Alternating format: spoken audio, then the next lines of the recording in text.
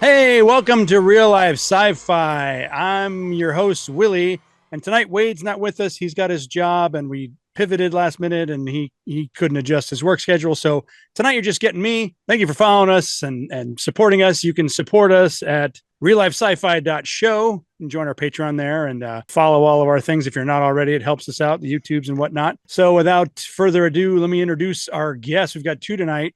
We've got Seana Carroll and Helena Tauler Yates. They are clairvoyants who, under the pseudonym the Sunsisters, channeled two novels and over 500 sessions dating back to the 1980s. Current projects are Helena's novel Waking Up Mateo, which are stories inspired by their incredible experiences as teenage and young adult channels. Welcome to the show. Thank you. Thank you, Willy, for having us.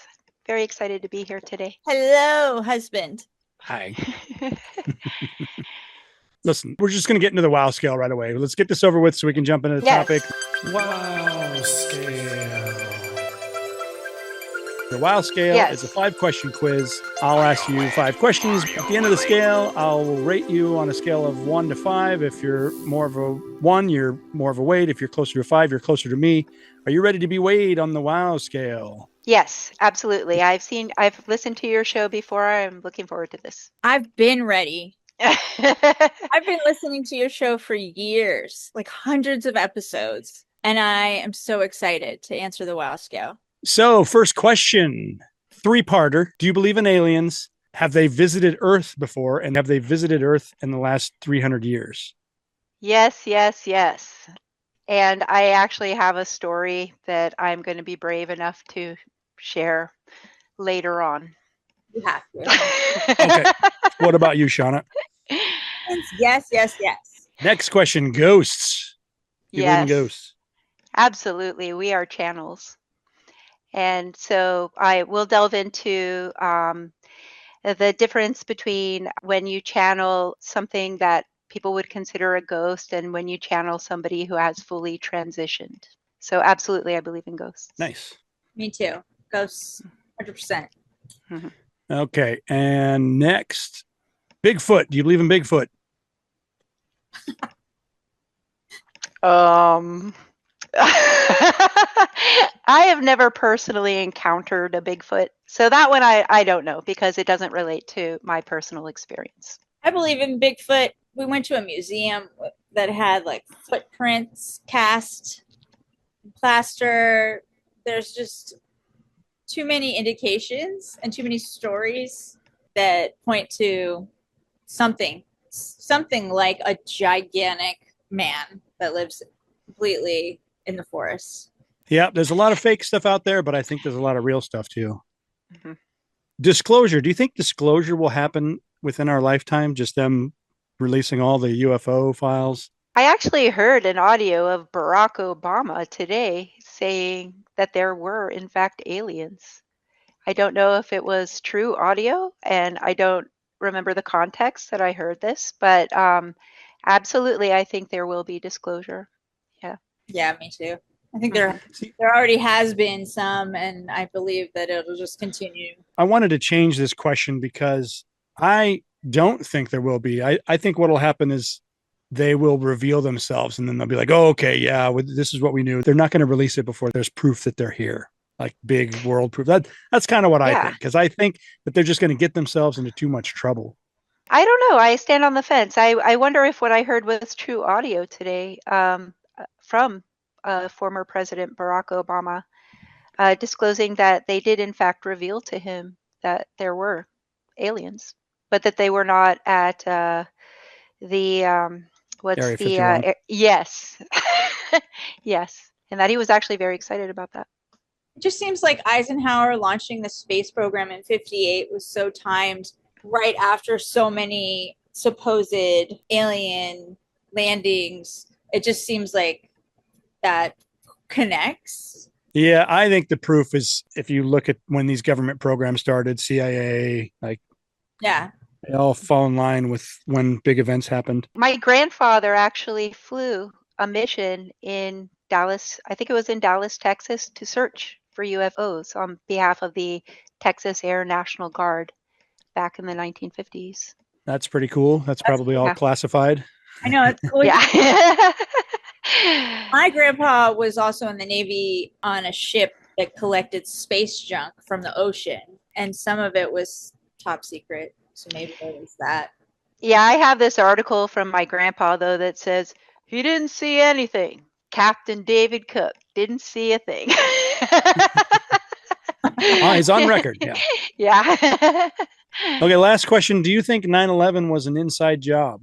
I haven't gone down the whole of those conspiracy theories. So What? I really haven't. I'm sorry, Shauna. So you can answer this one. I do not know. I know whatever it was nefarious and evil. I don't know who was responsible. I highly recommend a movie called Zeitgeist. Yeah. Want to go down that rabbit hole? They have a lot of great research, a lot of great history. I know. I should start suggesting this also. This group of, I got to look up their name, this group of engineers who, after watching the towers go down, they're like, that's not from the plane. Architects and engineers. Yeah. Wow. Yeah. I definitely, obviously believe it was an inside job. And I was in 9/11 across the street from the White House. Absolutely. I remember that. It was terrifying. Yeah, it was. And also super weird. They told us to run to the White House South Lawn for protection. After the tower, right? Or when after the tower. Yeah, before they knew that the plane there was a missing plane. Mm-hmm. They didn't know where it was. It was before it went down in Pennsylvania. Yeah. So they told us to run to the South Lawn of the White House. And then all the security guards from the White House came running out telling us to run to the mall, which is south of there, but it's also a big open space. Just go be sitting ducks somewhere. Were there people trying to jump into other people's cars when all that mayhem was going on? Oh yeah, I think so. And people were just running for their lives. I was running with one woman who lost her shoe, and she just kicked off the other shoe. We were holding radios out. People were blasting out of their cars. It was definitely bumper to bumper. So we were feeling really good running on the street, just free. We ran to Virginia across the Memorial Bridge, and the cops on the bridge were yelling at us like, "Run for your life! Get the F off the bridge." So yeah, I've never run that fast in my life. I know. If you had to cross a bridge, that would be rough. Okay, well, Pentagon was going off. Yeah. Smoke. So they were actually running in the direction of the Pentagon. Yeah, but we were outside. Super not great. A plane hit the Pentagon, So let's see. Helena, you're a 3. You're right in the middle. And Shauna, you're a 5. I am not so surprised. That tracks. So let's, I'm going to introduce the topic. Tonight on Real Life Sci-Fi, channeling. Tonight we explore the strange, controversial world of channeling, where mediums say they become conduits for entities, energies, or something far less understood. Is it a doorway to higher knowledge or a glimpse into the depths of the human mind? Grab a drink and join us as we get into it with some channelers tonight on Real Life Sci-Fi. So I guess, instead of me reading or saying anything, why don't you guys take turns telling me what channeling is to you?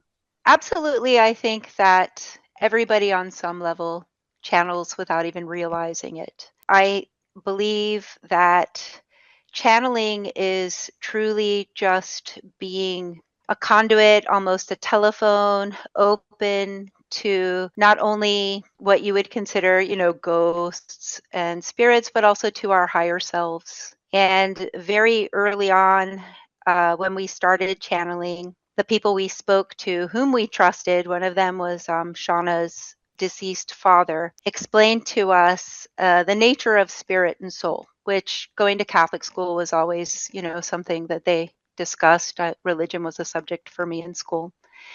And they described the soul as being this infinite, vast ocean, and that we in this life are sort of like cups that hold just a little part of that ocean.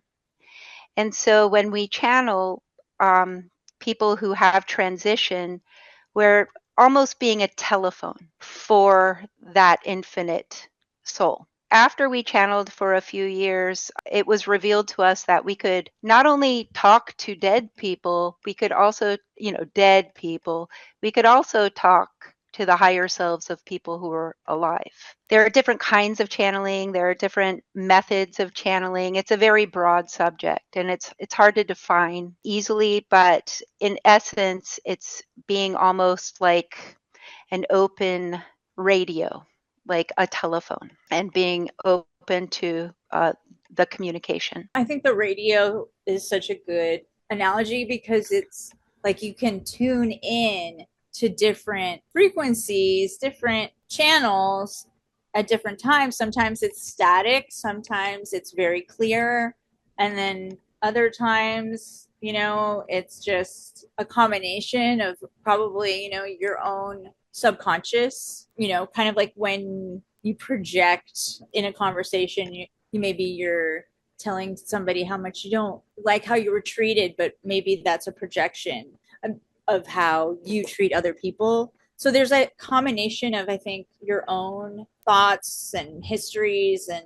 how you hear is going to be dependent on who you are and your histories. I've done a lot of research into this, and your belief system can define what you believe in all realms too. So it's like, well, let me ask you guys this. What was your first or early experiences before you knew what was going on? I had clairvoyant experiences when I was a child that were not only related to channeling, but I had no context for what I was experiencing. I would sometimes see things before they happened. I was able to tell, like, for instance, my family that my grandmother was buying me a pair of Snoopy sneakers. They didn't know how I knew. I didn't even know that story. They told it to me later. I could feel emotions from people. I remember being 12 years old and talking to a good friend of mine and just feeling this overwhelming sense of dread, this fear of death. And then the next thing that came out of her mouth was that she was going to therapy for a debilitating fear of death. And I was like, I knew that. I don't know how I knew it. My brother and I had clairvoyant experiences, probably with spirits that hadn't fully transitioned at my grandmother's house. And I actually included some of these anecdotal stories in my novel, Waking Up Mateo. But one real thing that happened was we had to jump over some strange hairy arm that was like grabbing for us in the hallway of my grandma's house. And I was like 4 and he was like 3, or I was 5 and he was 3. And I remember telling him, oh, just jump, it won't catch you. And we ran up the stairs and chalked it up to it being my uncle playing a joke on us, only to have like 20 years later him go, oh, I never did that. That's totally impossible. That basement was totally haunted. We all had experiences down there. So I had those kinds of experiences before I actually attempted to communicate with spirit. I think what inspired me to seek out that communication was something that I think is very common among most clairvoyants, and it's a spiritual curiosity that kind of transcends the lessons that we're spoon-fed through whatever religion our parents teach us to be. There's usually a curiosity that encourages you to seek out what everybody believes. What are the common threads? What are the things that reaffirm this idea of life after death? And when I was a teenager, I remembered being at a birthday party and having some real communication over a Ouija board. So I was like, hey, look, if there is life after death, then why don't we just ask them what it is? Like, why is it so mysterious? And for me too, I was always fueled by a story that my grandmother told me. So I was very open to the idea that spirits could communicate with you or to you in various ways. My grandmother, when she was a young teenager in Chile, was vacationing at a family farm in the south of Chile, and she had a dream that her mother and her brother came to her. She could see wounds on their bodies. She could see her brother's hands, how they were scraped up and injured. And both her mother and her brother told her, Gabrielita, everything is going to be okay. You've got to know everything is going to be okay. She found out like 5 days later that they had been killed in an earthquake in Chillán, Chile, and that the wounds that she saw in the dream corresponded to the way they died. Her brother was actually killed in a movie theater. And so the wounds she saw on his hands were from him trying to dig his way out. So I think, and she wasn't a superstitious person. My grandmother had a PhD in biochemistry from University of California, Davis. But she always raised me to be open spiritually and to understand that this communication is real because it really happened with her. I'm glad I didn't see things like that, but gosh, I always had that fear of death, and it brought a lot of anxiety to my life that I wish I could take back. Seana, what are your early experiences? Well, my mom would tell everyone she was a natural witch and a high priestess, so I kind of had the opposite. She wasn't raised as super Catholic. No, and I was kind of a skeptic because I thought my mom was completely batshit. So I basically had a few amazing experiences that I just thought were, I guess, commonplace enough. I didn't mind it, but I really wanted to go to church. I really thought that was so cool. What is this Jesus guy? I wanted to know more. This was my first story that made me feel like, there was something going on. Maybe. My mom's always going around saying she's a witch, and my dad has a long white beard and long white hair, and people think he's Santa or a Gandalf. Wizard. What's Merlin? And they're quite the couple. But anyway, my own experience was I was 4 or 5 and I had a dream, and it was the Kentucky Derby the next day. And I did not know that the Kentucky Derby is this weekend. That's so cool. But here I was just a little kid. We would go to these parties at a friend's house for Kentucky Derby, and he would serve mint juleps in a big silver bowl with a silver ladle. And I was excited to go, and I had a dream that a number 24 horse won. And the next day, the headline in the sports section of the Washington Post, number 24 horse wins, and I won like a whole top hat full of cash.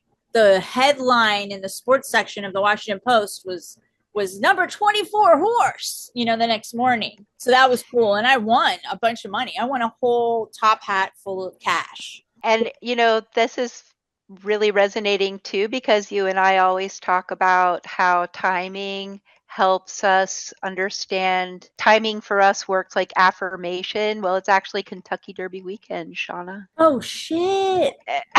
And you didn't even know. Where's my Yeah, so if you dream about any numbers tonight, you let me know. I know, I gotta tell my How did you place your bet?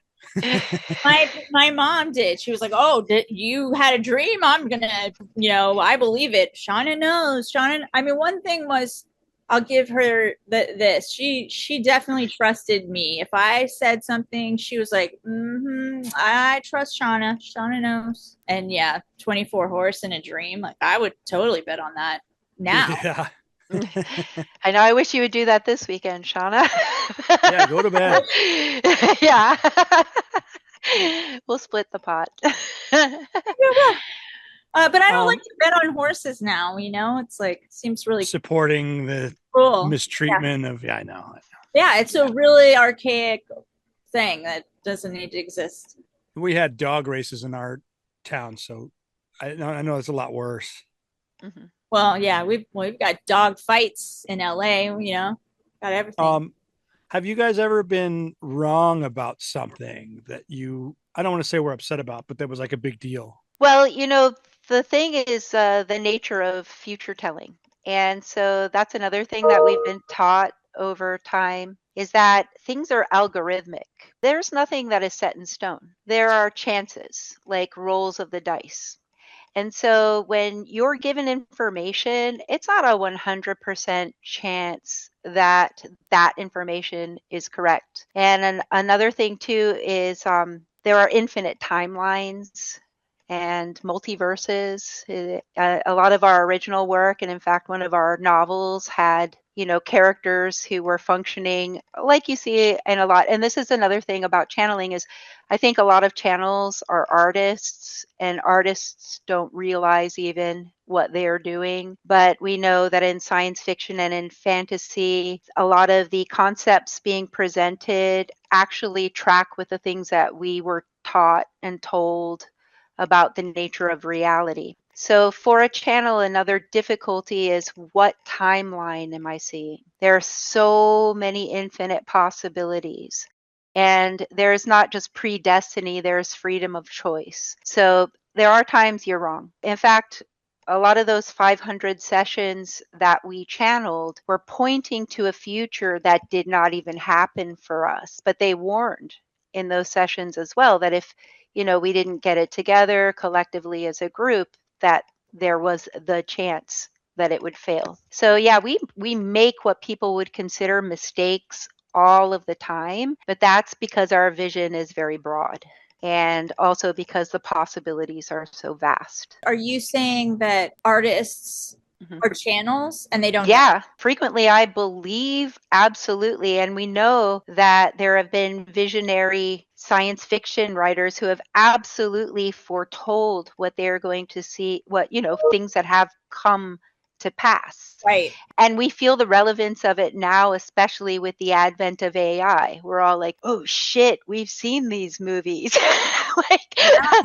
Terminator, iRobot, Westworld, I like I've always looked into quantum mechanics, and I like how these ideas overlap in the way that you're saying, now they're starting to define these infinite realities. And so I feel like artists, as they are being creative, tap into that flow of information, of possibilities. And that's what that is. Because I've always I absolutely agree. That brings me back to that idea of being a channel and the radio station analogy, where you're the antenna and you're picking up different signals, then you're like filtering it out through your version of whatever you are. And this also kind of tracks with what Seana was saying about how sometimes it's our own subconscious mind. Instead of thinking of that as the subconscious, think of it as you are actually communicating with your higher self. That is a form of channeling as well.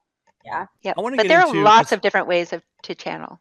I've always been afraid of the world. And as an old adult now, I'm like open to a lot of things. So I've kind of kept myself at a distance from everything, because to me, channeling is so close to possession that ooh, stay away.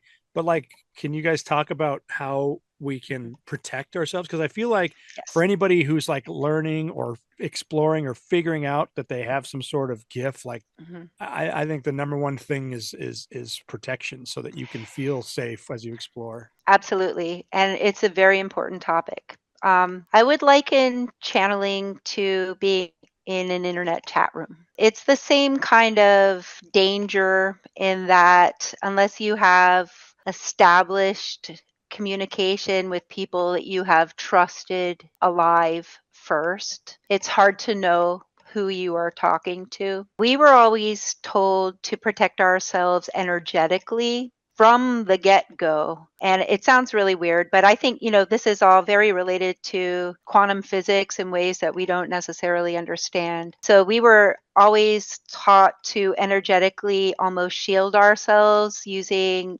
firelight, the light of white candles and stuff, just to establish parameters of safety, and also to use salt in the same way to protect ourselves. We have to be strong in mind and body. You shouldn't be drunk. Somebody who is clairvoyant, who is toasted, risks being jumped into. And it's a bad thing. Let me just tell you that. It's happened to me before. It happened to me, actually, I realized too, when I was little, because you talk about possession. I think I want to talk about like the levels of channeling. When I was little, and this is a thing that I forgot about, I remember being in my grandmother's basement playing with a tea set. I was like 4 years old, and suddenly I had this urge that I could barely control inside of myself to break everything. I broke my entire china set. And then I almost felt like I woke up after it was done. I was really upset. Well, it turned out that a child had passed away, probably in that house. Or in that family. And I think I was at that time, as a young channel and a young child, susceptible to her anger, because she was a spirit who hadn't fully transitioned, who was still tied to this plane of consciousness, and that she took advantage of my vulnerability to express her anger. Later, I think that's happened to me maybe 3 times. I know it's happened to a friend of mine as well, who is also very clairvoyant and does this kind of work for a living. To protect yourself, like I said, it's important to be of sound mind. It's important to not just drink alcohol, for instance, without rooting the body with food. It's important to listen to your emotions, because what you are feeling tells you the nature of the energy that is around you. If you feel scared, if you feel angry, if you feel upset, these are all clues that this might be not the best energy to communicate with, unless you're approaching from a very strong place, or unless you are like Shauna and I, with established people who are coming to us from an enlightened perspective, who help to protect us. Oftentimes, when we're told to help people transition, because that is a huge role of the clairvoyant, kind of like, in Poltergeist, when the lady goes, "Go into the light." I mean, that is a thing that people don't do, but people should do, almost like being a death doula on a spiritual level. Often they don't even let me touch that energy. And for me, sometimes they'll just say, "Oh, you need to do a seance," and that's just their cue for, there's somebody here who needs your help to wake up. And it's not that you're helping them leave. These people can still talk to you. They can still be here after they transition. What changes inside of them is their level of enlightenment. And so they feel less tethered to the life that they just lived, because they see the broader picture, not just the people they're leaving behind, not just the lack of closure sometimes that keeps them bound to this place. So I think more than anything, you have to trust your gut instinct. You can't be afraid, and you should use white candles and salt. What do you do, Shauna? Well, I really don't channel alone. So I would say I just listen. Sometimes I hear helpful voices. I'm sure there's a way for me to listen better, and I don't practice that. I feel like I keep it closed because I'm scared, maybe. I don't channel either. I'm not in this realm, but I definitely have, I think, jumped into that flow a couple times. Like, my bike recently got stolen, and that the night before I pictured putting it into the garage, and I just like, oh, I'll get to it. I didn't get to it. That is channeling, Willy. Whenever you have that like little voice, that's like, "Oh, hey, maybe you shouldn't do that," or, "Oh, hey, I should put my bike in the garage." That is a form of channeling that I think everybody does, and without realizing it. I think you're right. I think they call it intuition, and like that's such a commonplace, digestible word for every man, and you can be of any dogma and say, "Yeah, I listened to my intuition. I trusted my gut, and I didn't go on the metro that day, and there was like a breakdown or whatever." Like, my problem though is that I feel like it's a lot better now also in my old age, but I used to have a lot of anxiety. So I've missed like really good friends' weddings because I wouldn't fly. And nothing happened. And I'm just going, oh, filtering out anxiety, like that's my problem is Mhm. I don't want to be too anxious running around. Yeah, and I think honestly that is a sign of your sensitivity. One reason why I want to bring this work to light and to teach people about channeling, how to channel, and to convey the story that I did through Waking Up Mateo was to show people that it's difficult to be clairvoyant because you are so sensitive.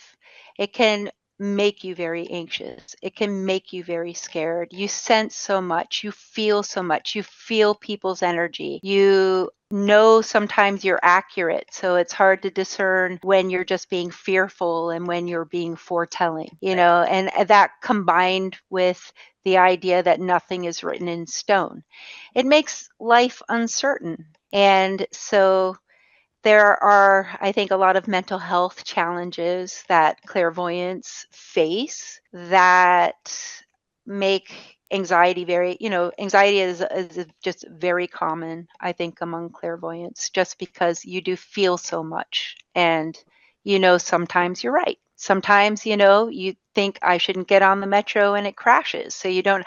I remember being on an airplane and somebody pulling out like an ace of spades and going, "We're gonna die," you know. Oh. Just, and I was like, I'm super scared about flying too, and that was just like And then you're getting signals on top of it. Knock it off. yeah, yeah. But the thing was, I was wrong. The important thing is not to let your fear stop you from enjoying life and not to let that anxiety overwhelm you, but to know that it's coming from a place of sensitivity and that you are feeling some things that are true, and to accept that and to just try to realize that, you can just realize that not everything you're feeling is coming from you.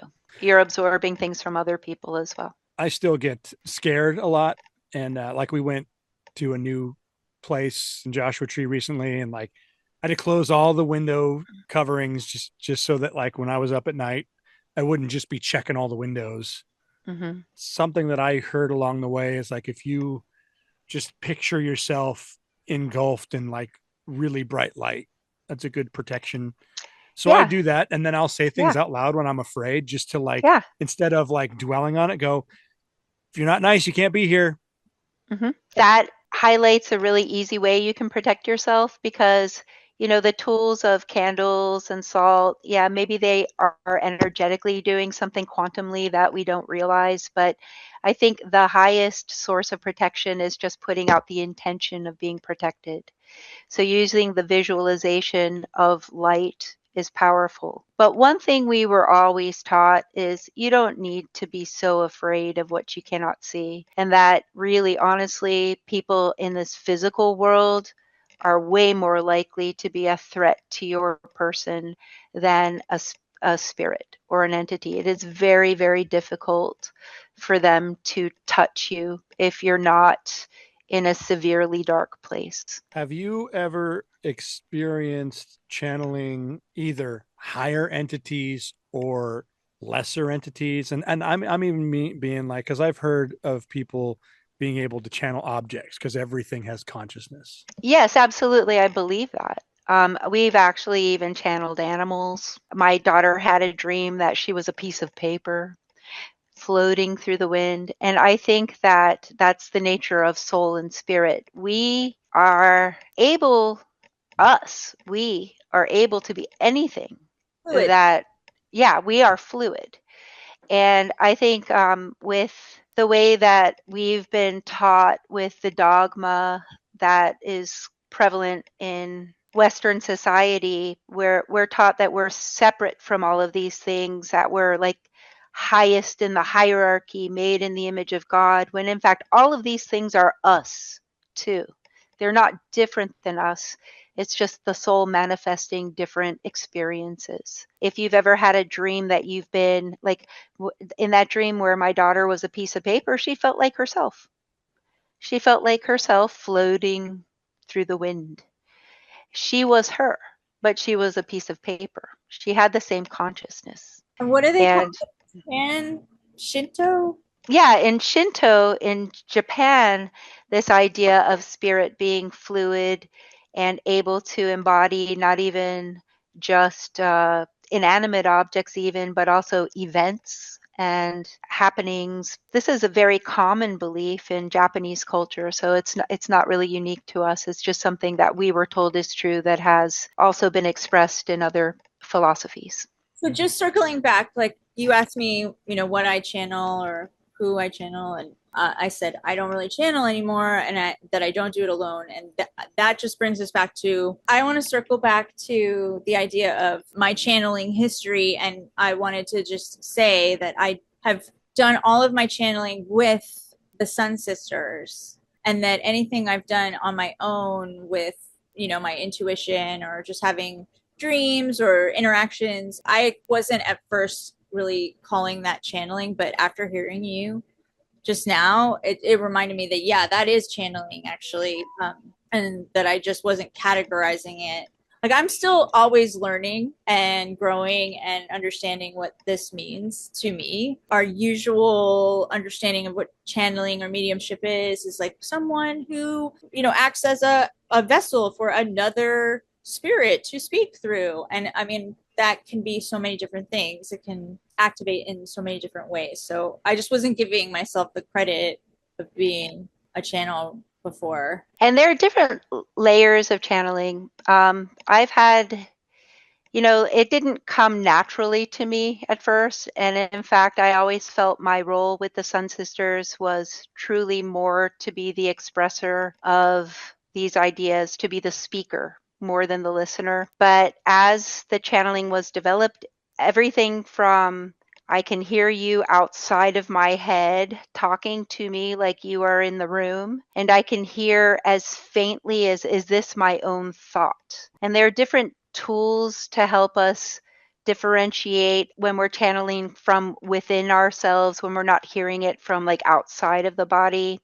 There are tools that help us discern whether these thoughts are our own or whether somebody else is speaking to us. And you've probably explored these things before, things like automatic writing. When I use automatic writing, just that little written cue helps me know the difference between, oh, am I saying this in my head or is this somebody else speaking to me? I have had the in my head channeling be loud enough that I hear, for instance, there was a friend, not a really close friend, but somebody passed away that I knew personally. And and this is another thing too, like, why do these spirits come to us? Why are they attracted to us?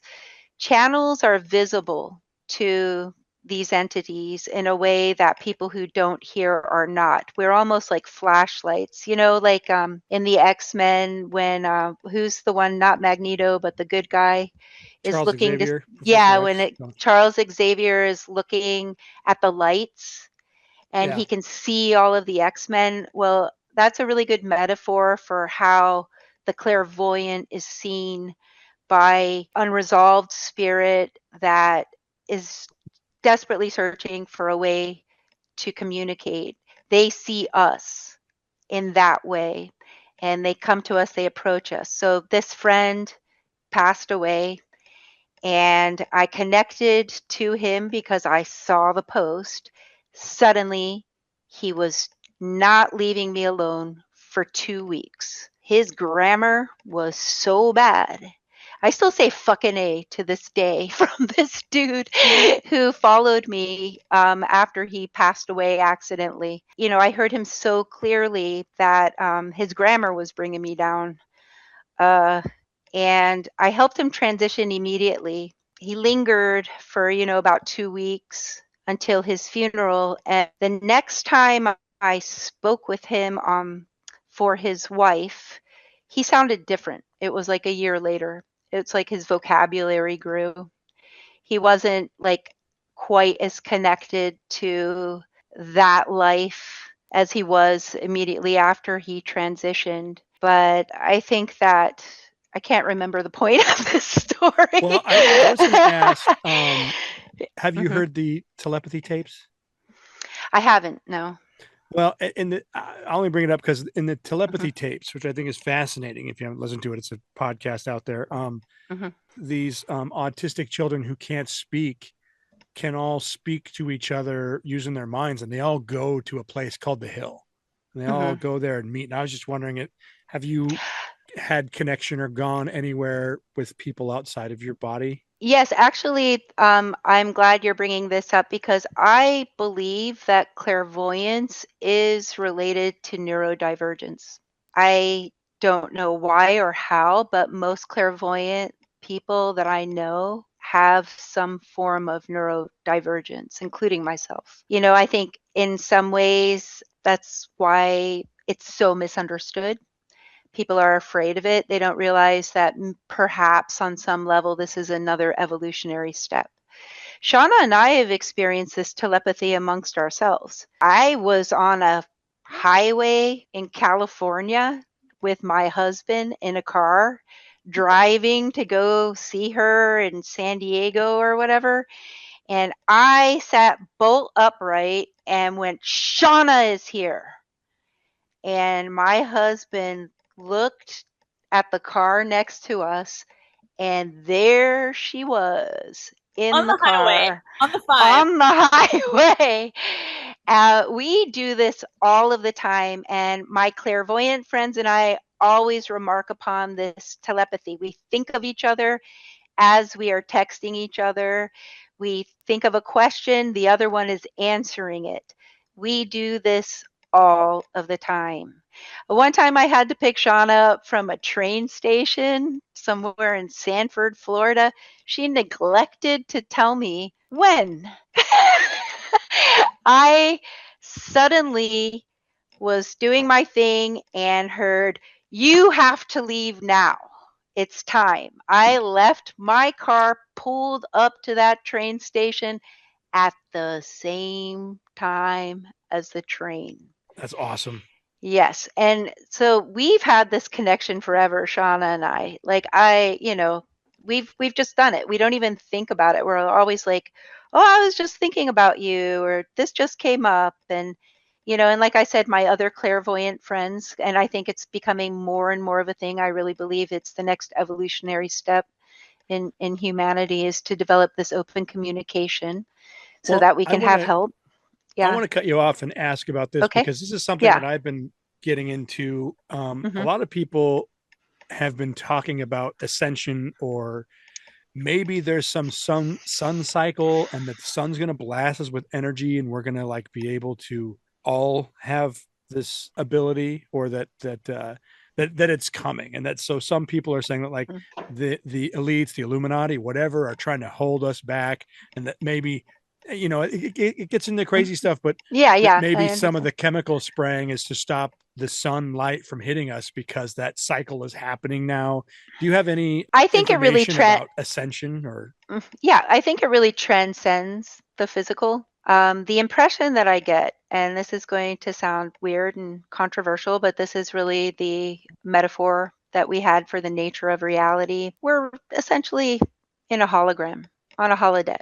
Lucid dreaming. This is, or not lucid dreaming. Lucid dreaming, if you realize the nature of this reality, and that we essentially create these planes of consciousness and endure the amnesia that we do to experience these lessons as part of a schoolroom, like a collective schoolroom. And that, in fact, because of the illusory state of this reality, I think we place actually a little too much importance on it. I mean, how much importance would you place on a holodeck? Yeah. Remember the old holodecks in Star Trek? Yeah. Totally. So, and I jump into the idea that if so you that you're playing a video game, how do you play it differently? Exactly. And so that ascension has already happened. That ascension is our enlightened selves. That is us. We know we are already that aware on some level. So to evolve to that state, what will that mean? Does it mean we don't need this classroom anymore? I don't know what it means. I remember being very profoundly affected by the book Childhood Zen by Arthur C. Clarke. I think I read it when I was 12. and thinking, oh, this like, this evolution, does it mean the death of humanity? Is it like that we all become in this hive state, this collective, almost like beehive of humanity working on a level that negates the individual? We can be individual and still part of this infinite reality at the same time. But that, are we going to reach that level of ascension on this plane of consciousness? I think if we did, it would make this schoolroom not necessary anymore. Yeah, okay, that makes sense. Yeah. Yep. Because why would What you do you need think, it if Seana? you understand that, this isn't it? Yeah, it's like you're getting all the teacher's answers. I feel bad for so many mentally ill people because I truly believe that they are just too open and they can't filter what's them and what's coming in from some other signal. Or I understand that true mental illness exists, but I also feel like there's so much that's wrongly diagnosed. And that is actually one of the themes of my novel, Waking Up Mateo, because I did have a moment in time when I was very emotionally vulnerable, that I was attacked by an angry, unresolved spirit, that I could not control it. I could not control the attack. And the people that protect us did jump in to help me, but the attack took me to this like level of almost near death. And that near death state manifested in a way that to most people would seem like a psychosis.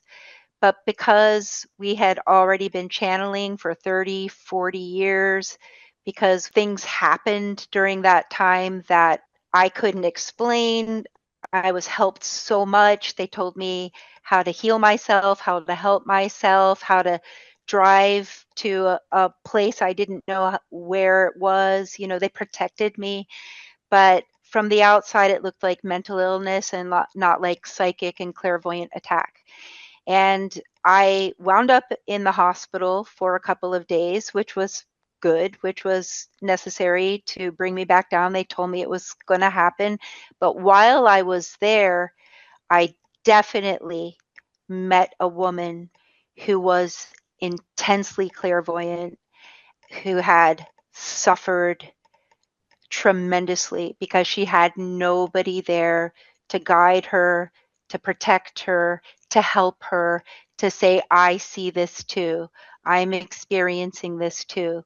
And early on, when we got together, we were actually told that frequently clairvoyants are kind of born in intended teams, that we are meant to meet other people. Like we had many ways that we could meet each other.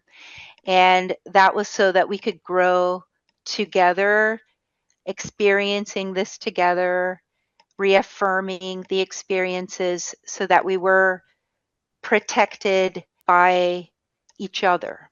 Yeah. We met in 87. Mm-hmm. We met in 87. So I was 12 and you were 17. Yeah, I was actually 16. Yeah. I love hearing this because I feel like our existence, though we are alone in our minds, we are tribal. We are a species that really needs to work together. And so I think I like hearing that our evolution needs to be in groups. And so, yes, like find your communities and connect. You were saying the other day, Helena, about the ancestors and how that's something we're taught, it's an age-old cultural. Yeah, I think channeling is very much like the old school idea of talking to the ancestors. I think, before the religions of the Middle East became the predominant religions, most of the world connected to that idea. And also most of the world connected to the environment in a closer and more symbiotic way than it is happening now. So we are individual, but we are community. Yeah, and it's been a bad road. Destroyed all of this stuff and called it witchcraft and evil and Hmm. demons and Absolutely. And that's why people are afraid of it. That's why people are afraid of this idea of channeling. I've heard all kinds of things that I know after, our 40 years of experience are not true about like, oh, you need to have energy exchange. You can't experience this communication without sacrificing something. That's not true. It's not true. These people are here to help us. They're our people, they're our family in the way that people connected with ancestors of the past. And they are with us whether we know we are hearing them or not. They're with us. So when we're tapping into the higher enlightened souls, that's who we're talking to, our family, our people, our posse, and we're all connected. I think it's like being I say it in my book Mateo, like Mateo when he's a little kid has this revelation after he and his mom contemplate the symbiosis that all nature experiences in the natural cycles that keep us so connected and running fluently that I suspect even reach beyond this earth, in the cycles of the movement of the earth, the sun, the moon, sort of like celestial clockwork. And when he contemplates these things, he feels like a big part of this, like an important part of this puzzle, because he knows he's a piece of this beautiful, harmonious clock.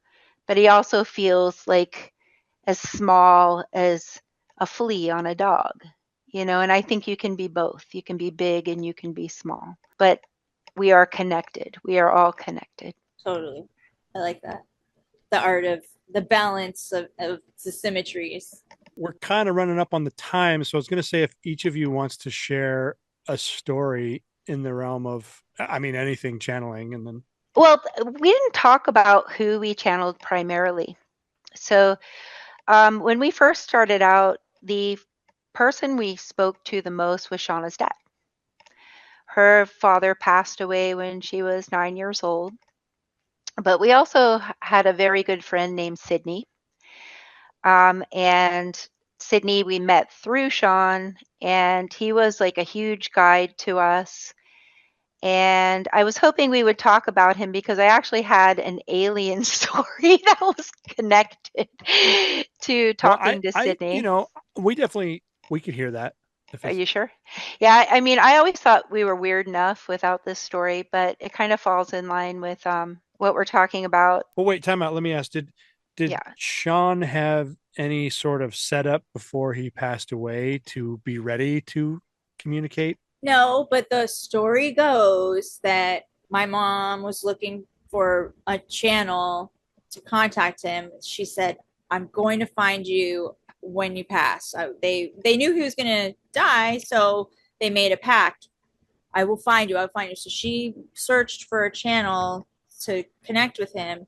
And the story is that the first time that we all sat down with the Ouija board, that which is how we started channeling. We right. developed other ways later. Mm-hmm. My mom, was asking, what did you call me? What was my nickname? And so the proof was that they channeled his very unusual nickname for her, which was shrimp boat. Yes. And so I like it. I'm going to just jump in real quick. There was a story that I heard recently of somebody who was a channeler, and he's like, I have to go talk to this person. Someone's telling me to go tell this person that his leg hurts. And that guy like turned white because he was like, he made a pact with a friend that like, if either one of them died, that would be their secret message that they were alive on the other side. And so random stranger communicating that message, I just thought that was such an amazing story. Yeah.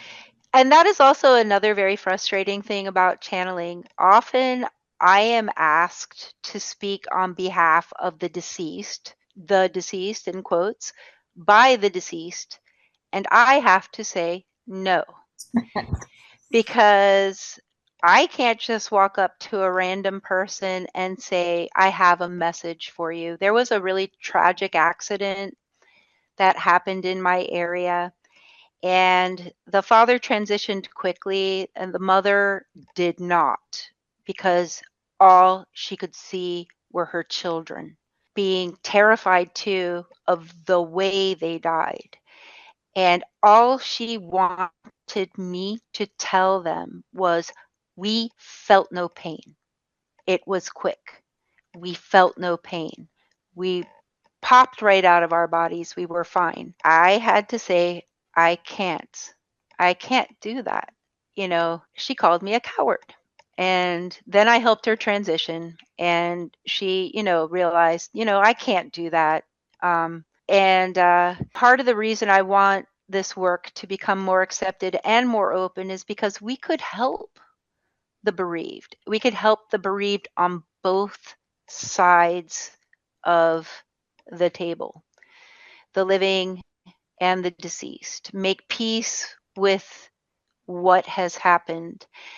It's very hard to be approached by people who have died, and it's very hard to have to tell them that I cannot help them because people will think I'm crazy. And they're not seeking that communication. They don't think it's a thing, or they think that it's evil. And it's heartbreaking sometimes because, like in that instance, it would have really probably helped people know that they didn't suffer, that it was quick. Totally.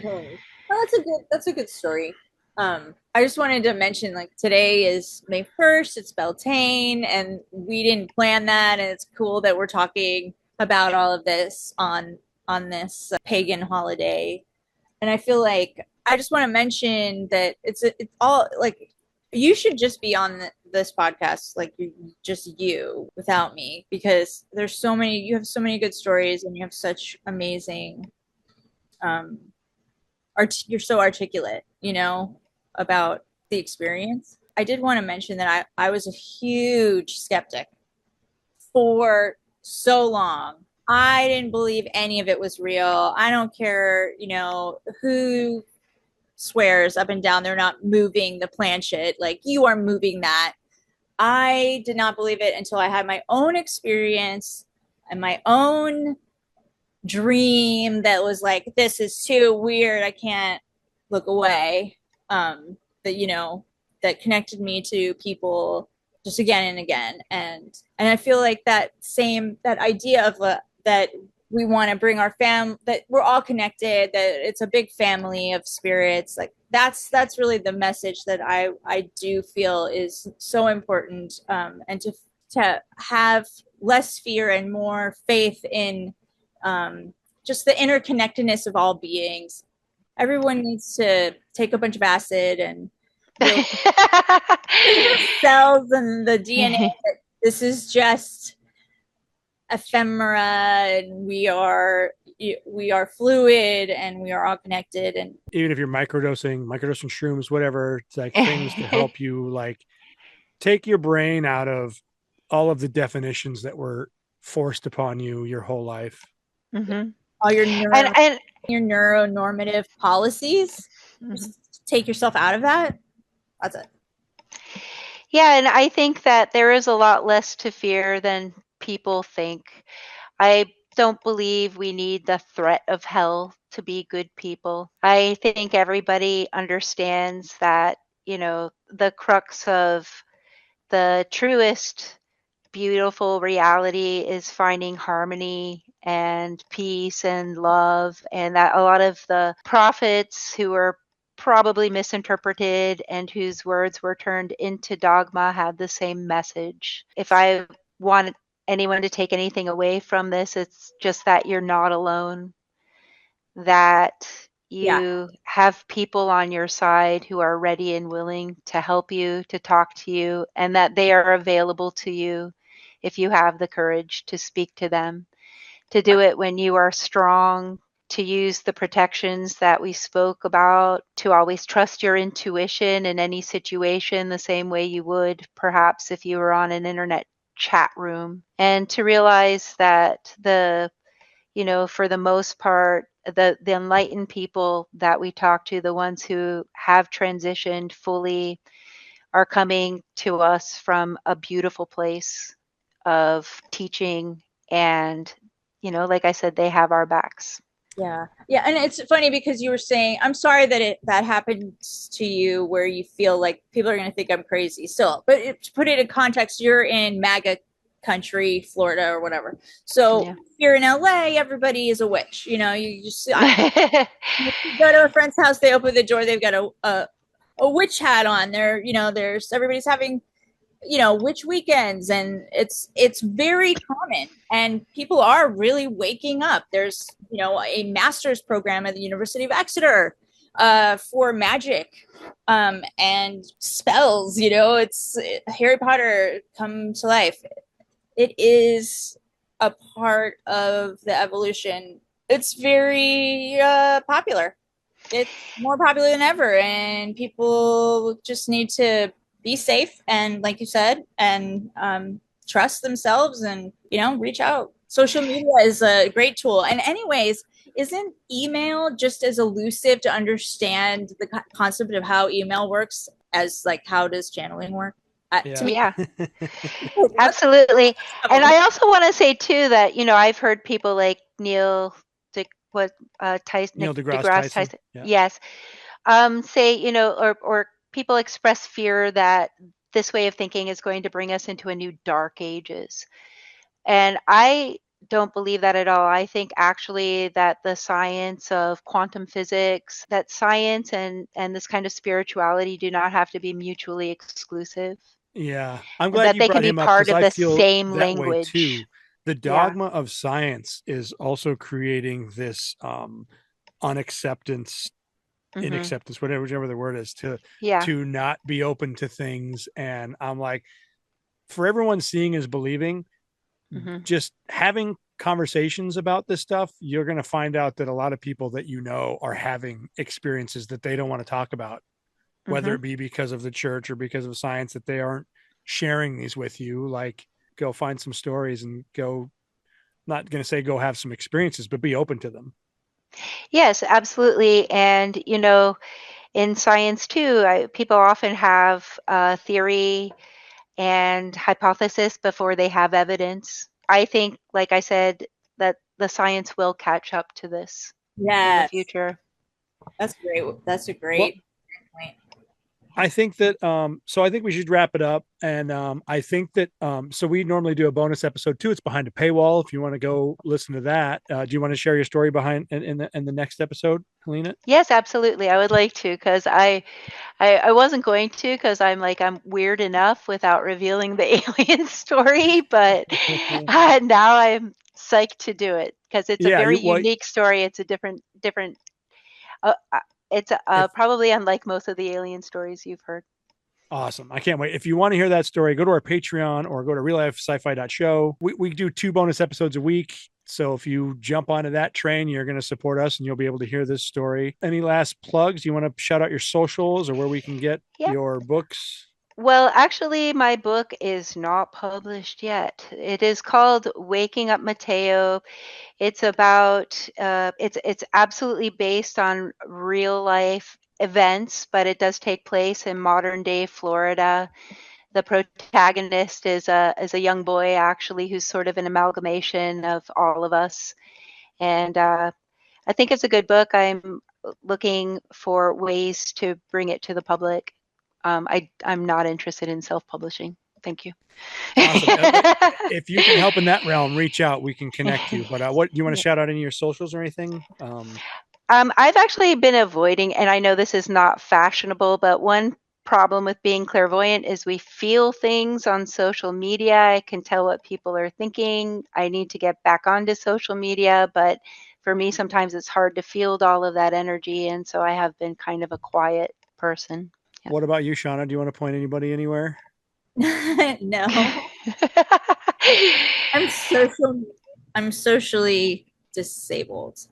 Yeah, I think the point of our story is just to help other people open themselves to understand that they're not alone. It hasn't really been about self-promotion. Love it. You guys, thank you for being here. It was great to finally have you both on. Thank you. Yeah, reach out. Find us at reallifesci-fi.show. We'll get 2 bonus episodes a week. If you want to share any stories, reach out to us and just because you're paranoid doesn't mean they're not after you.